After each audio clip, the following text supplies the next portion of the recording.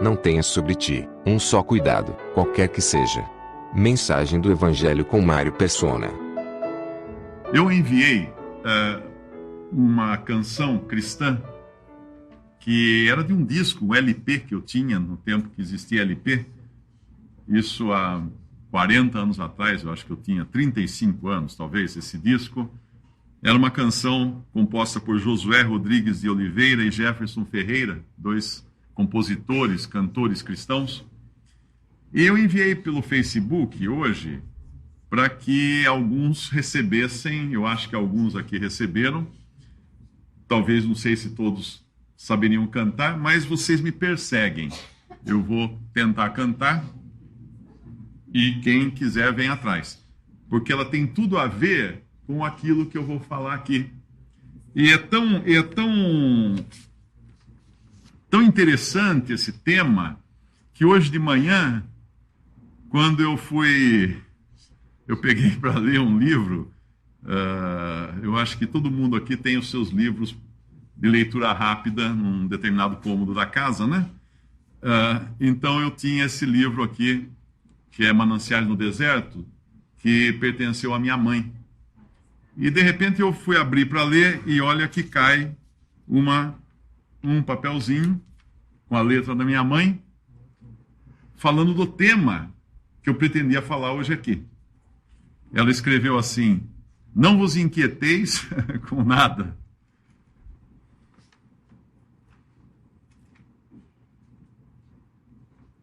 Não queirais cultivar, alimentar ou exagerar as vossas preocupações.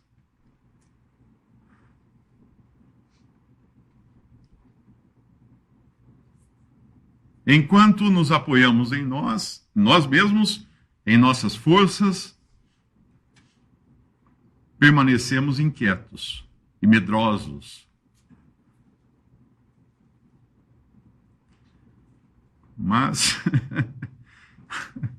no dia em que o nosso olhar descansa unicamente em Cristo, exultamos de alegria, porque os acontecimentos passam, então, a ser governados pela sua mão.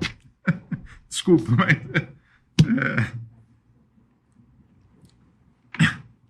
É lembrança, né? Será que eu consigo cantar? Ai, Senhor, vamos lá.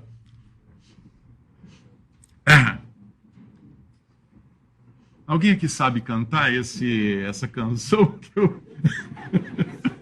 Depois disso, será que alguém consegue? Eu vou ler. Não tenha sobre ti um só cuidado, qualquer que seja, pois somente um seria muito para ti. É meu, só meu, todo o trabalho. E o teu trabalho é descansar em mim. Eu acho isso muito singelo e muito importante, muito de pensarmos que temos um Senhor que nos convida a descansar, não é a trabalhar, a fazer, a resolver, descansar. E a questão é, quando é que nós paramos de confiar nesse que nos manda descansar? A canção segue dizendo assim: não temas quando enfim tiveres que tomar decisão, entrega tudo a mim, confia de todo o coração. É meu, somente meu, todo o trabalho, e o teu trabalho é descansar em mim. Essa palavra trabalho aqui, o cuidado, né? Na Bíblia, ela aparece várias vezes como merímina, no grego. Pelo menos eu fiz uma pesquisa. Ela aparece na Bíblia traduzida como preocupação, ansiedade, importar-se. Seis vezes aparece no Novo Testamento a palavra merímina, grega. E a questão é, quando nós paramos de confiar em Deus? Quando o ser humano deixou de confiar que Deus era fiel e digno de ser confiado? Quando foi isso? Porque o homem desconfia de Deus. naturalmente nós somos desconfiados de Deus. A gente fica com o pé atrás com Deus. E quando isso começou? Essa palavra merímina, ela vai aparecer em Mateus 13, 22, que diz que o que foi semeado entre espinhos é o que ouve a palavra, mas os cuidados desse mundo e a sedução das riquezas sufocam a palavra e fica infrutífera. Ela aparece também a mesma citação em Marcos e Lucas, que são os cuidados desse mundo, as preocupações desse mundo. Ela aparece também em Lucas 21, 34, olhai por vós, não aconteça que os vossos corações se carreguem de glutonaria, de embriaguez e dos cuidados da vida, colocados aqui na seção junto com glutonaria e embriaguez. E venha sobre vós de improviso aquele dia. Depois diz em 2 Coríntios 11, 28, quando Paulo fala, além das coisas exteriores, me oprime cada dia o cuidado de todas as igrejas. A preocupação para com todas as igrejas. Mas aqui o caso era diferente, porque era ele, no seu trabalho de apóstolo, se preocupando pelo bem-estar dos irmãos no seu ministério. E depois, finalmente, um versículo que é belíssimo, diz assim, 1 Pedro 5, 7. Lançando sobre ele toda a vossa ansiedade. Essa palavra ansiedade é o cuidado, é a merímina do grego. Lançando sobre ele todo o vosso cuidado, porque ele tem cuidado de vós. E aí eu pergunto, quando foi que nós passamos a duvidar do cuidado de Deus, da provisão dele de cuidar de nós? Eu me lembro quando nós somos crianças, né? Nenhum bebê aqui é preocupado com cuidado, ele simplesmente chora. Ele nasce, quer mamar, ele chora. Ele chora e alguém corre lá e dá a mamadeira para ele, dá de mamar para ele, troca a fralda dele. Tem sempre alguém cuidando de um bebê. Eu não sei, eu não me lembro quando eu era bebê, se eu tinha essa preocupação, se ia ter alguém ou não, se ia subir o preço do leite ou não. Eu não lembro se eu tinha essa preocupação. Eu acho que eu não tinha essa preocupação ainda, não é? Mas depois surgem outras preocupações na nossa vida, na nossa sociedade. Então, nós buscamos alguém para cuidar de nós. Aí nós buscamos um médico para cuidar da nossa saúde, para dizer o que nós temos que tomar, que remédio fazer, que cirurgia tem que fazer ou não tem que fazer. E aí, então, o médico passa a ser um cuidador nosso nas necessidades médicas. Aí também buscamos uma professora, né? No tempo da escola, vamos crescendo, as professoras cuidam de nós, do nosso ensino, nas coisas que a gente tem que aprender para saber ler, escrever, uma disciplina ou outra, uma profissão, as professoras fazem isso conosco, nossos treinadores, aí você contrata um coach numa academia para cuidar do seu físico, do seu bem-estar físico. Então nós estamos sempre buscando cuidadores. O tempo todo tem cuidadores para nós. Aí nós vamos ficando velhos, a gente começa a preocupar. Peraí, quem vai cuidar de mim, né? Em que asilo eu devo já fazer minha inscrição para não perder, não ficar sem vaga depois, né? Então a gente já começa a se preocupar com o cuidado da velhice. Quase que volta aquela primeira infância, né? Que a gente tem que saber quem vai cuidar de nós. Mas quando começou essa desconfiança de que Deus não iria cuidar de nós? No Jardim do Éden. Começou no Jardim do Éden quando a serpente, que era Satanás travestido de serpente, disse para Eva, foi isso que Deus disse? Não comereis de toda a árvore do jardim? Eva falou, não foi isso. Ele disse para não comer da árvore que está no meio da árvore do conhecimento do bem e do mal e nem tocar na árvore. Deus não tinha falado para não tocar, mas Eva já acrescentou que enquanto um ponto aumenta um ponto, ela já começou, inclusive, com esse ditado, já nasceu ali no Éden. Ela desconfiou de Deus quando Satanás falou assim, ele não quer que vocês sejam felizes. Ele está escondendo. Ele não falou para vocês que se vocês comerem dessa árvore, vocês serão conhecedores do bem e do mal. Serão como deuses. Uau! Que proposta magnífica! Por que Deus não falou isso para nós, que a gente podia ser como Deus? Por que ele não disse isso? A gente teria comido logo, então vamos comer logo isso aqui. Ali começou a desconfiança do ser humano de que Deus estava escondendo o jogo. que Deus não seria capaz de cuidar do ser humano, que o homem teria que se virar. O homem e a mulher teriam que se virar. E apesar disso, Deus já tinha dado a prova da sua preocupação com cuidado um pouco antes dessa cena da árvore no Éden. Quando ele falou que não era bom que o homem ficasse só, que Adão ficasse só. E ele falou, façamos uma ajudadora para ele.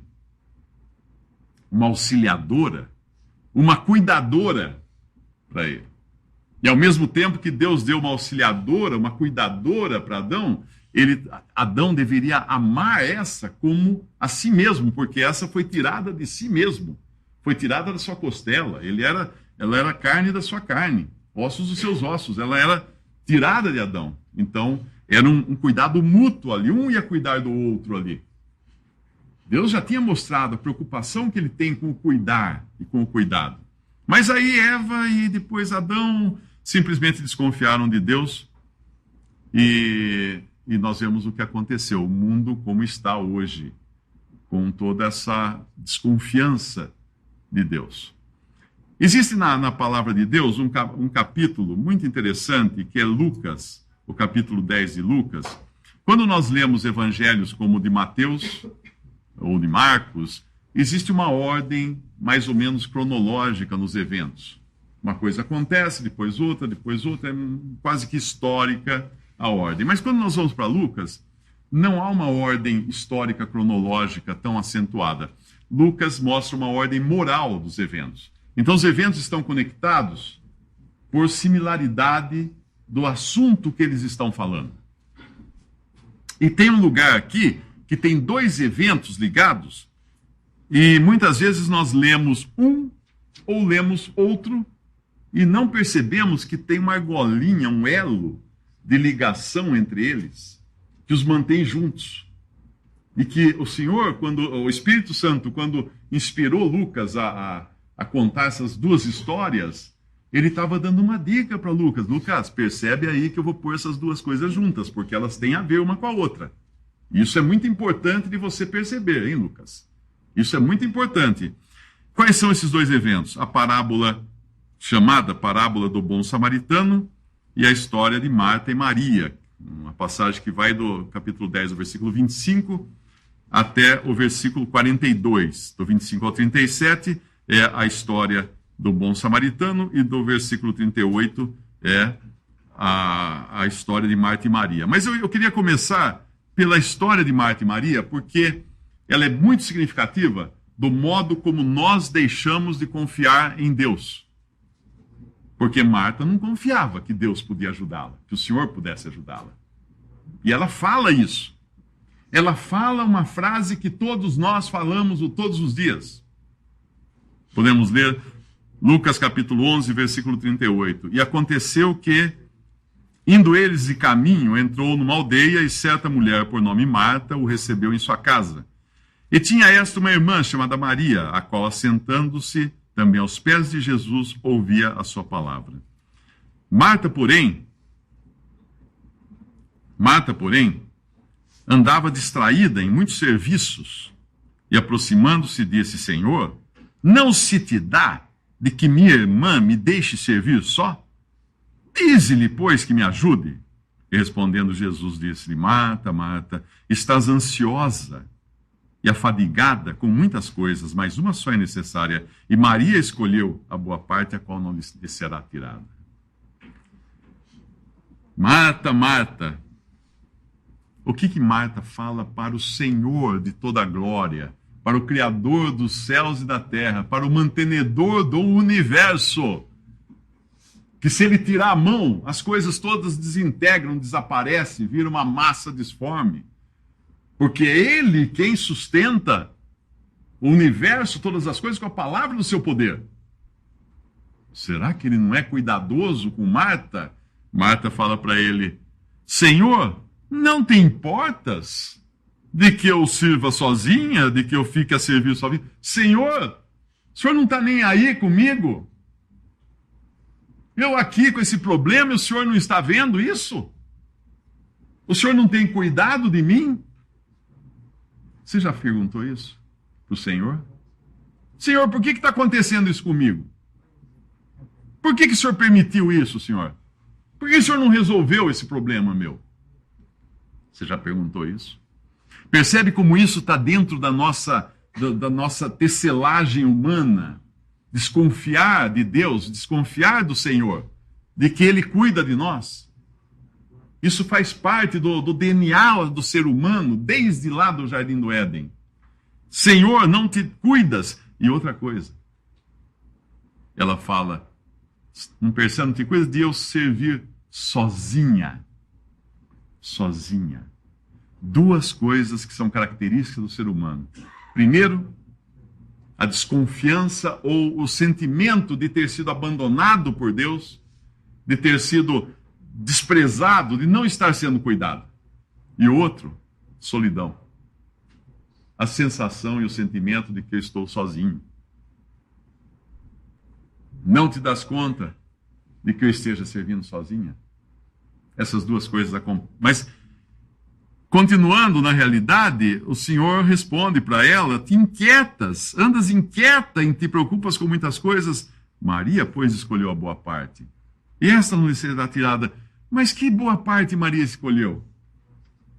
Aos pés do Senhor Jesus, ouvindo ele, porque ele estava cuidando de Maria ali. Claro que ele estava cuidando de Marta também, mas Marta não percebeu isso. Maria percebeu. Maria percebeu que era dele o cuidado. Era dele o cuidado. Quando aquela melodia fala assim, não tenha sobre ti um só cuidado qualquer que seja, pois somente um, seria muito para ti. É meu, somente meu todo o trabalho. E o teu trabalho, Marta, é descansar em mim, como Maria, sua irmã, está fazendo. Era essa cena. Era isso que estava acontecendo ali. E aí, quando nós passamos para outra história, que é a história de Lucas, capítulo 10, versículo 25, do bom samaritano, aqui acontece um fato curioso. Essa semana alguém postou no Facebook uma foto bonita, uma arte, né, uma pintura, onde tem assim um sacerdote caminhando ao longe, de costas, indo embora, atrás dele um levita caminhando ao longe, e um homem caído na beira da estrada, e o samaritano atendendo esse homem, dando cuidado a esse homem caído na beira da estrada. E aí vinha uma mensagem do tipo, devemos ser como esse samaritano que cuida do próximo e etc. Eu fiz um comentário e falei assim, cara, isso aí você está perdendo o sentido da cena. Aí o samaritano é Cristo. Eu e você somos o homem caído na beira do caminho. É Ele que cuida, não sou eu, nem você. É Ele que cuida do homem caído na beira do caminho. Esse homem, eu sou eu, esse é você. Porque assim que é. Esse que levantou um certo doutor, dizendo, Jesus, versículo 30, vamos para o versículo... Não, perdão, eu acho que eu... É o 30, né? Lucas tá. Respondendo Jesus disse, descia um homem de Jerusalém para Jericó, e caiu nas mãos dos salteadores, os quais o despojaram, e espancando-o, se retiraram, deixando-o meio morto. Esse homem, para começar, é o ser humano culpado dos seus pecados. Ele representa o ser humano culpado. Por quê? O que ele estava fazendo saindo de Jerusalém para ir para Jericó? Jerusalém era a cidade da paz. E Jericó, a cidade amaldiçoada por Deus no Antigo Testamento. Jericó era uma cidade maldita. Um homem que sai do lugar de paz para ir para um lugar de maldição, ele só pode ser assaltado e perder tudo que ele tem e ser espancado e deixado meio morto. Porque Satanás é isso que ele faz com o ser humano. E é isso que ele fez com o ser humano lá no princípio. Então todos nós viemos ao mundo pecadores. Por quê? Porque lá no início já saímos de Jerusalém, no sentido figurado aqui, mas quisemos ir para Jericó, uma viagem que a gente nunca devia ter começado essa viagem. Uma viagem maldita. E a culpa da viagem é nossa, de cada um. Alguém fala assim, mas eu não estava lá no Éden. Ah, é? E o que você fez com o pecado que você herdou? Pense no pecado como uma herança e pense numa herança como um saco de dinheiro. Você recebe um saco de dinheiro de um assaltante, você esconde, melhor não usar, né? Dia seguinte, falta alguma coisa na sua casa, vou pegar um pouquinho e usa.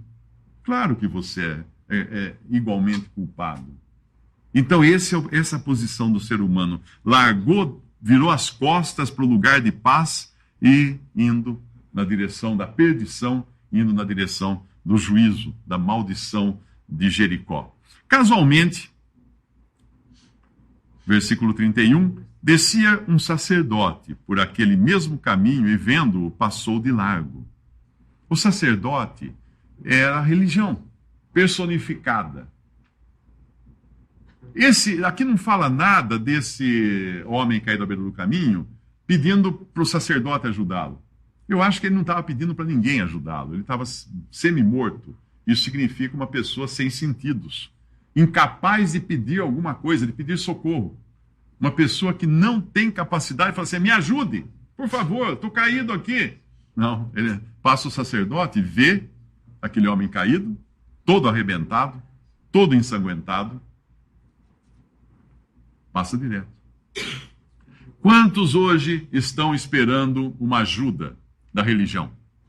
Eu tenho minha religião vai me salvar.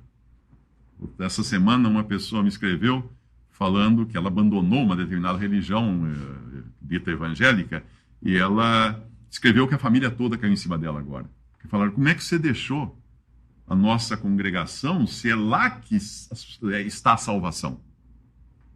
E ela queria saber o que ela devia explicar. Eu falei assim, nem tenta explicar, porque não vai conseguir nada, não vai adiantar. Mas só para você entender, se essa religião que foi fundada há 100 e poucos anos é a salvação das pessoas, eu pergunto, o que aconteceu nos 1900 anos antes dessa religião? Ninguém foi salvo?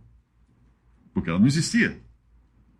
Existe até mesmo uma linha protestante mais radical, que considera que qualquer pessoa que esteja no catolicismo não pode ser salva porque não é uma pessoa protestante, é uma pessoa católica. Da mesma forma que muitos no catolicismo acham que só pode estar salvo do catolicismo e não do protestantismo. Aí eu pergunto, mas e até a reforma ninguém foi? Os portões do céu ficaram fechados, trancados, porque Lutero não tinha nascido ainda? Então tudo isso é religião. A religião é aquilo que tenta moldar o homem e fazer com que o homem alcance a salvação por algum tipo de mérito. A religião é Marta, querendo trabalhar incessantemente para fazer as coisas e ainda revoltada por achar que o Senhor não está cuidando dela. E depois que passa esse sacerdote, no versículo 32, semelhantemente, um levita descia por aquele lugar. E vendo-o também, passou de largo, passou longe dele. O que é o levita? O levita era aquela classe, também dentro do culto judaico, mas eram os que cuidavam das coisas práticas, das necessidades práticas, dos trabalhos do culto judaico. O sacerdote fazia o culto, entrava na presença de Deus, fazia... Os levitas juntavam a lenha, punham fogo no sacrifício, limpavam o templo, faziam todas essas coisas práticas do dia a dia. Eram os obreiros, os trabalhadores do templo. Eram os levitas. Eles representam as boas obras. As obras.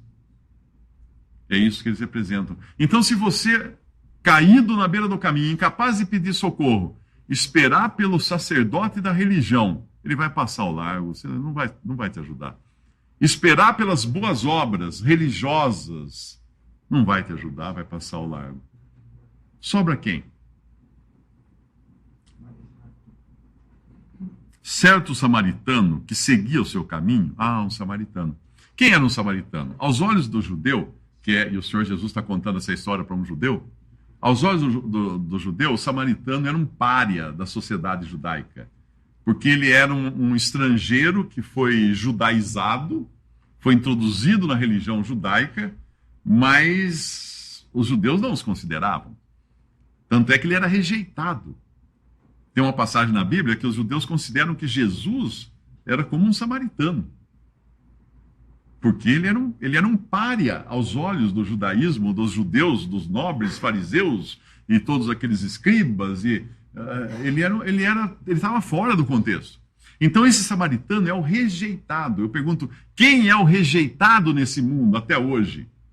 Há 2000 anos, o Senhor Jesus é o rejeitado. Foi rejeitado aqui, foi preso, foi humilhado, foi pregado numa cruz, entregou ali sua vida na cruz. E desde então o que aconteceu? Os olhos falam assim, erramos, né? Vamos construir catedrais em honra, em homenagem a Jesus, tal. É?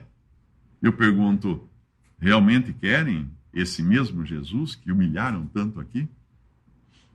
Não, ele voltará depois, mas por enquanto não. Não, o mundo segue o seu caminho. Então esse certo samaritano, no versículo 33 de Lucas 10, que seguia o seu caminho, passou-lhe perto. Os outros passaram ao largo. O sacerdote, a religião passa ao largo do pecador caído, semi-morto.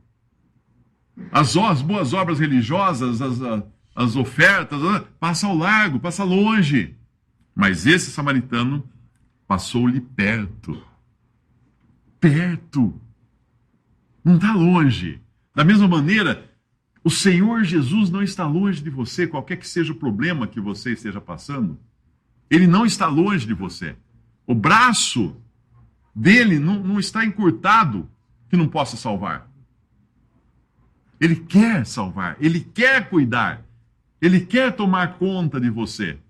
Passou ao largo, passou-lhe perto o samaritano, vendo, é o samaritano que vê o homem caído, não é o contrário. O homem caído está com os olhos inchados, ensanguentados, não está vendo nada. Ele nem sabe, talvez, o que esteja acontecendo, mas o samaritano o vê. Reconhece a sua posição, a sua condição de perdido, de caído, de assaltado, de machucado, e vendo, compadeceu-se dele. Teve compaixão, teve pena, sentiu algo por aquele homem caído. Sentiu algo.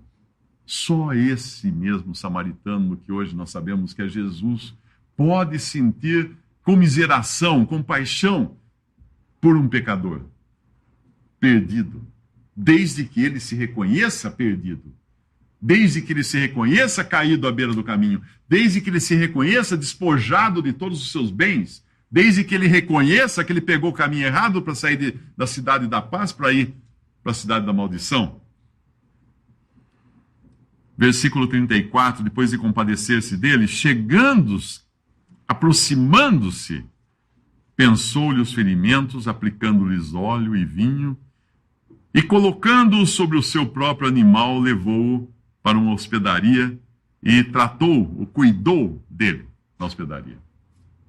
E quando chega na hospedaria, no dia seguinte, versículo 35, tirou 2 denários e os entregou ao hospedeiro, dizendo: cuida desse homem, e se alguma coisa gastares a mais, eu te indenizarei quando voltar. 3 coisas ele faz aqui, esse samaritano, que é uma figura de Cristo. Primeiro, ele reconhece, ele tem compaixão, obviamente, ele reconhece o estado lastimável daquele homem caído à beira do caminho. Ele não passa ao largo. Ele vai no socorro dele, primeira coisa, ele vai em socorro desse homem. Segunda coisa que ele faz, chegando-se, pensou-lhe os ferimentos, aplicando-lhes óleo e vinho.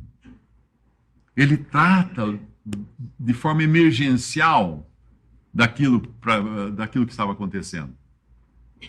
O vinho nos fala de vida, né? Nos fala de alegria também, o óleo nos fala do Espírito Santo, mas aqui vamos pensar no alívio que ele traz para alívio imediato para esse homem caído à beira do caminho.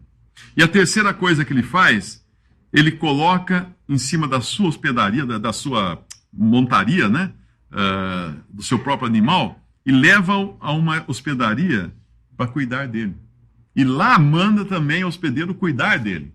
E lá fala que vai ter, se necessitar mais coisas, ele vai voltar para suprir o que vai faltar, o que pode faltar. Se eu não chorar, eu vou contar uma outra experiência que era mais... acontecia às vezes, né? Quando eu era pequeno, de eu ter um pesadelo e começar a chorar no meu quarto, lá sozinho no meio da noite. Todo mundo aqui já foi criança, sabe o que é um pesadelo, como é terrível. E minha mãe corria lá, me abraçava. Depois o que ela fazia? Ela me transportava para sua própria cama. Aí eu ganhava um meinho naquela noite, né?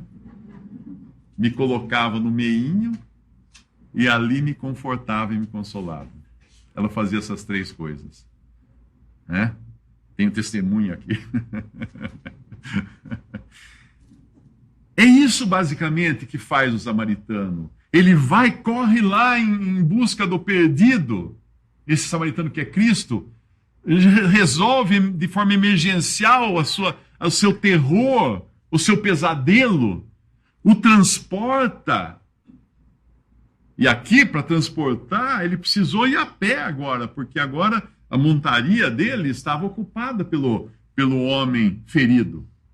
Houve um esforço aqui do samaritano, houve uma perda do samaritano para fazer aquilo. E leva, então, para o meinho da estalagem, onde ele possa ser cuidado ainda mais e provendo tudo o que pudesse faltar dali para frente. Será que só eu estou vendo a obra de Cristo nisso? O que ele faz por um pecador perdido, que se reconhece despojado, assaltado, indo na direção errada, na direção da perdição, e vem e se compadece e salva. É isso. Você teria coragem de falar para o Senhor, falar assim: Senhor, não te cuidas de que eu estou passando por esse problema? Que eu estou sozinho? Você teria coragem de falar isso para esse verdadeiro samaritano que é Cristo? O Senhor é misericordioso, é bondoso e é cuidadoso. Nenhum de nós teria condições de cuidar de si mesmo. Eu, às vezes, fico pensando, que vida triste tem um incrédulo, uma pessoa sem Cristo.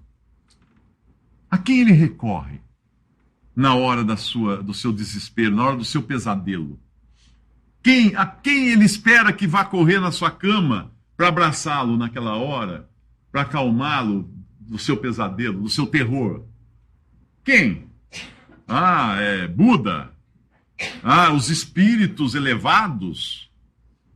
Cara, espírito elevado? Nós estamos falando aqui do Filho de Deus, do Criador do Universo. Não estamos falando de seres humanos desencarnados. Não. É Cristo, Jesus. A quem recorre uma pessoa assim? A religião, a minha religião. A religião. Olha lá o sacerdote indo embora. Olha lá. Ó. Passou reto. Foi embora. Não, mas se eu me esforçar... semi-morto? O que você vai fazer semi-morto? Você não consegue nem levantar, nem pedir ajuda. Lá o levita indo embora também. É do samaritano que o pecador precisa. É de Cristo que o pecador precisa. Porque ele pagou um preço altíssimo pela salvação do pecador. Ele foi até a cruz, e lá na cruz, ele recebeu sobre si o peso, o fardo de todos os nossos pecados. Aqui nos fala que ele pagaria pelo cuidado desse homem ferido, quanto fosse preciso. Ele fala assim, no versículo, no final ele diz, partindo outro dia, no versículo 35, tirou 2 dinheiros, deu-os ao hospedeiro e disse: cuida dele, e tudo o que demais gastares, eu te pagarei quando voltar. Ele não vai abandonar, ele não terceirizou o cuidado. Não é isso. Ele precisava ir em algum lugar, mas ia voltar e pagaria tudo o que fosse preciso. Você já deve ter ouvido falar que Jesus irá voltar. Você está esperando por essa volta? Ah, mas eu não acredito. Ah, é? Quando você lê no jornal que tem que pagar imposto de renda, você acredita que tem que pagar imposto de renda? Não, não acredito. E depois, quando o leão vem, quando o seu CPF é cancelado, quando você já não tem crédito, não consegue comprar em lugar nenhum, você não acreditou? Eles estavam falando sério, era um negócio que era sério. Agora, isso é uma coisa do mundo aqui, da vida aqui, necessária, que nós acreditamos, cumprimos com as nossas obrigações. Agora, pensa quando Deus fala que Cristo vai voltar, de que maneira você espera que ele venha? Com uma lista de reclamações, como Marta? Ou você espera que ele venha como uma Maria, para conhecê-lo de perto, para escutar a sua voz de perto, para ficar aos seus pés, contemplando a sua formosura? Porque quando o Evangelho nada mais é do que a mensagem de que Cristo morreu pelos nossos pecados e Cristo ressuscitou ao terceiro dia. O cristianismo não é uma religião de um homem morto, é uma religião de um homem vivo. Vivo e ressurreto. O primeiro, o protótipo de toda uma raça celestial. De toda uma linhagem celestial. Esse é Cristo, esse é Jesus, o Salvador. E quando ele vier, ele virá primeiro buscar os seus. Quem são os seus? Aqueles que creram nele como Salvador. Aqueles que receberam perdão de seus pecados. E depois ele voltará. Mas aí não é para buscar, não. Aí é para julgar. Como você espera encontrá-lo? Em que condição você espera encontrar com ele? Aqueles que creem em Cristo como Salvador não têm demandas mais. Não têm pendências, não têm conta a pagar. Não têm dívida. Porque o sangue de Jesus, seu Filho, nos purifica de todo o pecado. Conta paga. Quem ouve a minha palavra e crê naquele que me enviou, tem a vida eterna. Não entrará em juízo, mas passou da morte para a vida. Palavras do Senhor Jesus. Eu costumo, às vezes, encontrar pessoas que se identificam como cristãs. Ah, eu sou cristão, eu sou evangélico, eu sou católico, eu sou isso, eu sou aquilo. Falar, muito bem, que bom. A primeira pergunta que eu faço, se você morrer agora, para onde você vai? A pessoa dá um choque, não está esperando isso. Como assim, para onde eu vou? Não, se você morrer agora, para onde você vai? Eu acho que eu vou para o céu. Por que você acha que vai para o céu? Ah, porque eu vou na igreja, eu procuro dar o meu dízimo, eu procuro fazer o bem ao próximo, eu não mato, não roubo, não pratico, não uso drogas, não me prostituo, eu faço isso, faço aquilo, tal, tal. Quando a pessoa fala isso, daí ela me pergunta, onde é que você congrega? Eu não perco tempo. Explicar onde eu congrego, por quê? É uma pessoa caída à beira do caminho que precisa do samaritano que é Cristo. Eu quero levar logo para ela a salvação que há em Cristo, no Evangelho. Enquanto ela não souber que ela está salva e perdoada de todos os seus pecados e pronta para entrar na presença de Deus, não por causa de alguma obra sua, mas porque Cristo é misericordioso e Cristo pagou por ela na cruz, por todos os seus pecados na cruz. Enquanto ela não souber disso, não adianta nada ficar explicando essas coisas. Vai discutir o quê? Apocalipse com a pessoa? Não, vamos entender aqui. E esses 144 mil? Mas e o reino? A própria palavra de Deus diz que aquele que não nascer de novo não pode ver o reino de Deus. Aquele que não nascer de novo não pode entrar no reino de Deus. O homem natural não pode entender as coisas do Espírito de Deus. Não pode esquecer agora, mas tem uma lista de não pode. Então, falar com uma pessoa, ainda na sua condição natural, ainda nos seus pecados não perdoados, é falar para um poste. Ela não vai entender. Ela não vai entender. Então, tem que encaminhar essa pessoa para o samaritano. Não adianta chegar para o samaritano na beira do caminho e falar assim, amigo, agora você tem que congregar dessa maneira. Olha, agora você tem que... Não. Primeiro ele precisa ser salvo. Primeiro ele precisa de salvação, ele precisa de vida eterna. Primeiro ele precisa olhar para você, como alguns, quando eu pergunto isso, olham para mim, dá um brilho no olho e falam assim, eu vou para o céu, porque Jesus pagou pelos meus pecados. Ah, que delícia! Então vamos passar para o segundo andar agora. Um irmão costumava falar isso, que você encontra alguns cristãos que não dá para você sair do primeiro andar na conversa.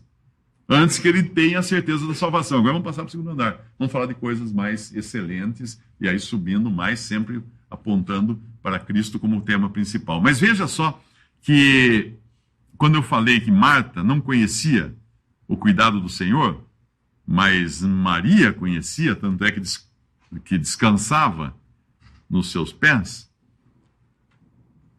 existe uma coisa que é importante a gente entender. Os cuidados podem variar de uma pessoa para outra. Ele estava cuidando de Marta, ele estava cuidando de Marta. Marta não percebia. Mas ele estava cuidando de Maria, ele estava cuidando de Maria. Maria percebia? Por que Maria percebia e Marta não percebia? Porque Marta estava ocupada consigo mesma. E Maria estava ocupada com o Senhor. Era com o Senhor que Maria estava ocupada. Marta era consigo. O Senhor não te dê que estou sozinha. Como sozinha, Marta? E com quem que está falando, então? Está falando sozinha? Está falando para o Senhor que Ele não está cuidando de você? Está falando sozinha? Não. Por que você espera, então, alguma ajuda dele se você está sozinha? E você acha que está fazendo tudo? Não, Marta, não é assim. Marta ainda não tinha entendido que os cuidados variam de pessoa para pessoa, mas o cuidador é o mesmo. O mesmo Senhor que cuida de mim, cuida de você, cuida de você, cuida de você, cuida de você, de maneiras diferentes. Cada um no seu mérito, no seu lugar, naquilo que está passando. Mas é o mesmo Senhor. Existe uma passagem em 1 Pedro, capítulo 5, versículo 7.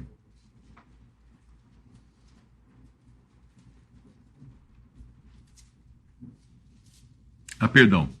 1 Pedro, capítulo 5, versículo 7. Sim, é essa passagem.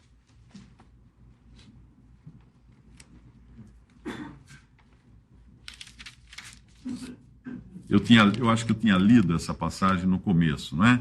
Lançando sobre ele toda a vossa ansiedade, porque ele tem cuidado de vós. Maravilhosa essa passagem. Essa é a resposta para Marta. Essa é a resposta para Eva e Adão lá no Éden. Lançando sobre ele toda a vossa ansiedade, toda a vossa preocupação, porque ele tem cuidado de vós. Essa é a resposta que Deus dá. Mas antes de Deus dar essa resposta, no capítulo 5 de 1 Pedro, no versículo 7, lançando sobre ele toda a vossa ansiedade, porque ele tem cuidado de vós, tem uma coisa que vem antes. É 1 Pedro, capítulo 3, versículo 18. Pois também Cristo morreu uma única vez pelos pecados, o justo pelos injustos, para conduzir-vos a Deus. Se você não passar pelo versículo 18 de 1 Pedro 3, não adianta você ir no versículo 7 de 1 Pedro 5. É que nem os salmos, né? Você tem o Salmo 22, o Salmo 23, o Salmo 24. Não adianta você ler o Salmo 23, ai que coisa linda, mas Senhor meu pastor, nada me faltará. Espera aí. O que vem antes do Senhor meu pastor, nada me faltará? A cruz, no Salmo 22. Deus meu, por que me abandonaste? A cruz no Salmo 22. Aí sim, os pastos verdejantes no Salmo 23. Existe uma ordem nas coisas de Deus. Então não posso querer pegar para mim, lançando sobre ele toda a vossa ansiedade, porque ele tem cuidado de vós. Ai, que maravilha, tão lindo isso. Espera aí. Mas e os seus pecados? Que pecados? Eu sou tão bom, tão religioso, tão justo. Então, espera aí, o que está escrito aqui em 1 Pedro 5,7, 1 Pedro 3,18? Pois também Cristo morreu, isso aí todos nós sabemos. Uma única vez, sabemos disso também. Pelos pecados. Que pecados? Por quais pecados Cristo morreu? Se não for pelos seus. Ah, dos meus vizinhos, do meu vizinho. Então seu vizinho vai ser salvo, você não. A menos que ele tenha morrido pelos seus pecados, você não pode ter perdão de pecados, você não pode ter salvação. Cristo morreu pelos pecados. O justo, que é Cristo, pelos injustos. Quem são os injustos? Você se considera um injusto aos olhos de Deus? Na sua condição de caído à beira do caminho, massacrado, maltratado, necessitado? Cristo veio salvar pecadores. Romanos 4 diz que Deus justifica o ímpio, não o bom, o ímpio. A menos que uma pessoa se considere pecadora, ímpia, sobrecarregada até a testa, até o topo da cabeça de pecados, ela não pode ser salva, ela não pode ser socorrida, ela não pode receber o perdão, ela não pode receber a certeza desse cuidado de Cristo, lançando sobre ele todas as nossas ansiedades. Como é que você vai lançar suas ansiedades sobre aquele que você nem conhece e nem confia? Primeiro passo para poder lançar suas ansiedades sobre Cristo é conhecê-lo. E você conhece a ele no momento em que você crê nele como seu Salvador e seu Senhor. Esse é o caminho, essa é a ordem. Quando o samaritano dá dinheiro para o hospedeiro da estalagem, foi isso que Jesus fez para o Espírito Santo. Esse hospedeiro é uma figura do Espírito Santo, pode ser visto como uma figura do Espírito Santo, que tem cuidado agora daqueles que são de Cristo, porque ele prometeu que enviarei o Consolador. Ah, Consolador, olha que nome interessante, para quem busca consolo, não? Para quem busca conforto, para quem busca cuidado. É, esse. Enviarei o Consolador, ele ficará convosco para sempre. Não tem como mais separar um salvo do Espírito Santo. Você vai aí, tem um monte de religião que fala que você vai perder a salvação, que você perde o Espírito Santo, que você... isso e aquilo. Mas eu pergunto, e daí que as religiões falam isso? O que diz o Senhor? Quem ouve a minha palavra tem a vida eterna, não entrará em condenação, mas passou da morte para a vida. Tem a vida eterna. Ninguém vem a mim se o Pai não der essa pessoa para mim, o Senhor Jesus fala. E eu vou ressuscitar essa pessoa, ele fala. Você acredita nele ou não? Essa é a questão. Se você acredita nele para a sua salvação, por que você não acredita nele para o seu cuidado? Por que você acha que não vai dar certo ele cuidar de você? Eu, quando viajo de avião, eu tenho mais ou menos uma rotina, né? Viagem internacional, que é mais longa, eu entro, sento, ponho a minha máscara nos olhos, ponho um negocinho aqui na nuca, um travesseirinho inflável na nuca. Às vezes eu coloco o fone de ouvido ligado em nada, né? Eu tenho um fone de ouvido que ele só emite um anulador de ruído e durmo. Tem voos que eu vou acordar, tipo eu embarco lá 10 horas da manhã, 10 horas da noite no aeroporto, eu só vou descobrir que o avião decolou às 2 da madrugada. Nem o cheiro da comida me faz acordar, eu já deixo bem claro que eu não quero nem saber de jantar e coisa nenhuma. Eu durmo. Pô, mas você dorme? Durmo. Você não tem medo? Lançando sobre ele todas as vossas ansiedades. No caso ali, eu não tenho medo, claro que o Senhor está cuidando de mim, mas eu lanço sobre o piloto as minhas ansiedades. Porque ele tá lá, aquele cara lá na frente, ele sabe mais que eu de como pilotar o avião. Eu pilotava avião teco-teco, Paulistinha, em 1900 e bolinha. Eu não sei pilotar um Boeing, um jato, um monstro daquele. Nunca saberia. Tem muito reloginho para entender aquilo. Não daria para entender. Então o que eu faço? Eu descanso. Eu não posso ir lá na frente e falar assim, ó, seu piloto, o senhor está fazendo tudo errado. Não sei o que ele está fazendo. Não me importa também, eu descanso. E assim deve ser a vida daquele que já se entregou a Cristo para que esse seja seu Salvador. Ele vai se entregar a Cristo também para que esse seja seu cuidador. Seu cuidador. Aquele que vai cuidar de si. Você vai precisar de um cuidador alguma hora, não vai? Todos nós precisamos. E essa é a... Como é que nós transferimos os nossos cuidados e preocupações para Jesus? Muito bonito falar tudo isso, né? Mas ensina aí, como é que pendura o guiso no pescoço do gato, como é que dá corda na máquina, como é que vira a manivela, como é que funciona isso aí na prática? Bom, eu sei dizer para vocês como é a maneira que não funciona. É a maneira como Marta fez, achando que o Senhor não se importava com ela. Nunca, jamais, qualquer um daqueles que se dizem salvos por Cristo, que reconhece a sua salvação, jamais deveriam duvidar da fidelidade e do cuidado de Deus. Eu posso não entender o cuidado de Deus. Eu não posso entender porque Ele cuidou de mim dessa maneira. Mas eu tenho que confiar que o cuidado dele é o melhor. Ele sabe como cuidar. E Filipenses, para terminar, então, capítulo 4, versículo 6.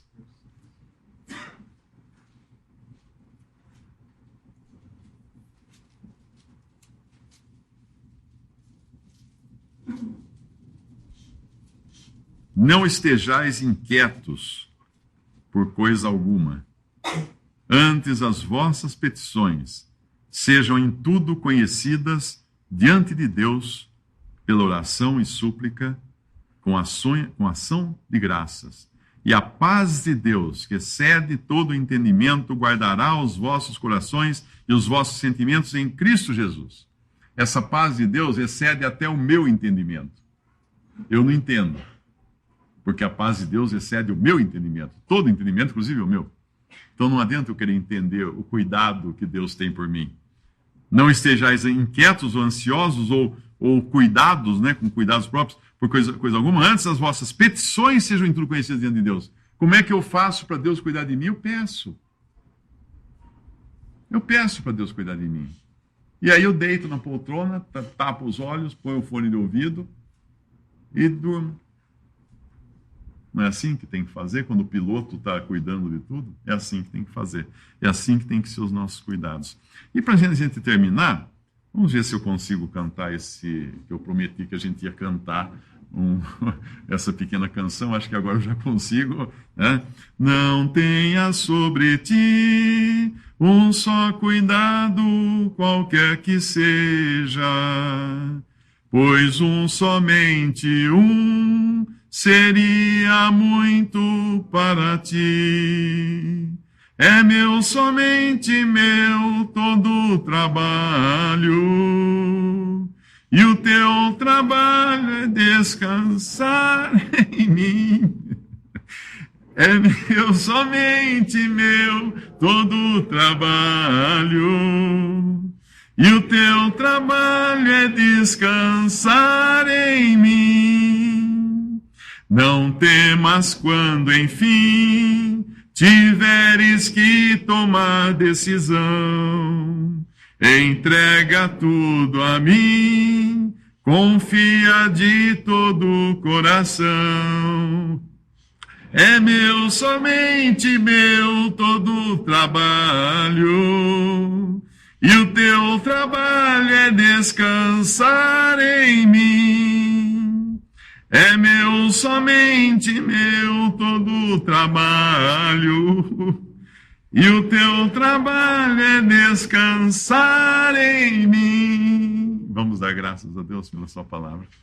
Nosso Deus e nosso Pai, nós damos graças a Ti, Pai, por termos um Pai que cuida de nós, por termos também um Salvador que um dia nos encontrou perdidos, caídos à beira do caminho, indo para um lugar de maldição, e nos resgatou com seu precioso sangue, e nos transportou para o próprio céu, agora na certeza de que é ali que vamos estar para sempre.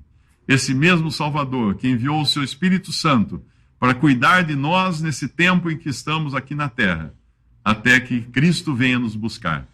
Pai, nós pedimos por aqueles que ainda não conseguem desfrutar desse cuidado, porque ainda não têm a salvação perfeita e assegurada pela fé em Jesus como Senhor e Salvador. Pai, cuida desses.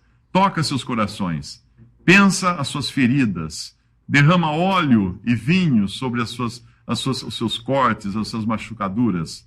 Pai, transporta esses com o teu braço poderoso até um lugar de descanso, para que também possam desfrutar do conhecimento de Cristo, possam ser como Maria aos pés de Jesus, desfrutando e bebendo das suas palavras e se alegrando naquele que é a única razão da nossa vida e é o único destino dos salvos, nosso Senhor Jesus Cristo, em nome de quem nós damos graças. Amém. Visite 3minutos.net. Dúvidas? Visite respondi.com.br. Adquira os livros ou baixe o e-book. Também para Android e iPhone.